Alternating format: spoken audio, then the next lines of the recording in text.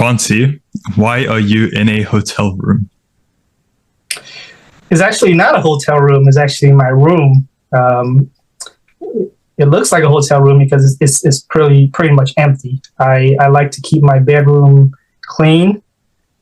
Nothing in it. It's specifically for sleeping.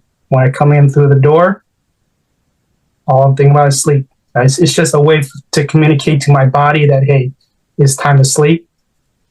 Shut off the brain and just rest. Very interesting. So you have dedicated rooms for certain tasks. So then I'm presuming you have a work room as well, right? A room to eat. Absolutely. I have a place where I eat, a place where I work, and a place where I sleep. So being able to do that, you're kind of tricking or hacking your brain. So, right. I've heard a similar thing about, let's say, you can make it a habit of, if you sit down on a certain sofa, take a drink of water. And then eventually, every time you sit down on that sofa, you'll want to drink water. So in this case, you go into a room. If the only thing you do is work in that room, then every time you walk in, you'll only want to work. I guess similar situation. How have you noticed in terms of productivity? How has that boosted it or increased? It's night and day. It is night and day. When I step into my workroom, it's just like it's like you take pre-workout before a workout. Your brain just turns on into work mode, and you can kind of get into that flow state very quickly. Right.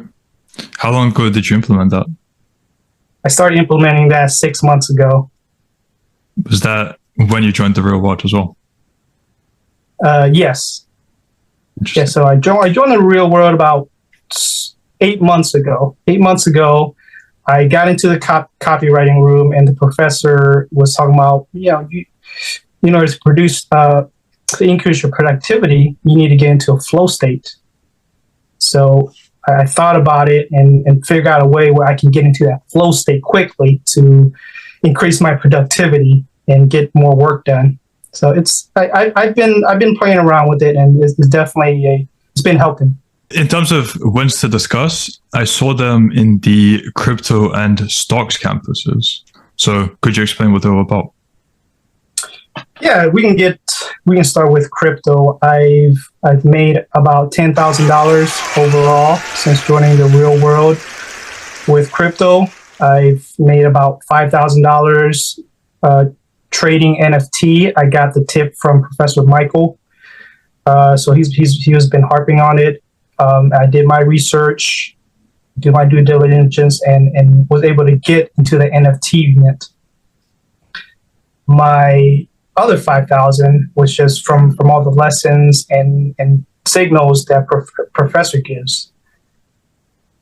So overall, even in the bear market, I'm making money. Good. And then in terms of stocks? In terms of stock, I've made about $15,000 overall. Within the last 2 weeks, I made $3,000. So it's been a great month for me, and I think it's going to be a lot better next month.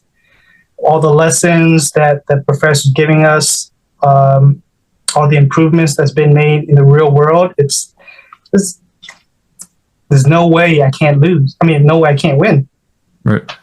Love that. Put in the time, and you will win. Just trust in the professor. So in terms of unique insights you've seen, either in the crypto campus or the stocks campus, would there be something you could give a insight to? As far as my experience go? Yep, with the material within the reward. The material, it's nothing I've ever seen before. I've been to universities. I have an engineering degree. I've been to seminars, and the material inside the real world, it's another level. It's another level. You are actually learning from people who have done it, not people who's learned from a book and trying to pass that knowledge on to others.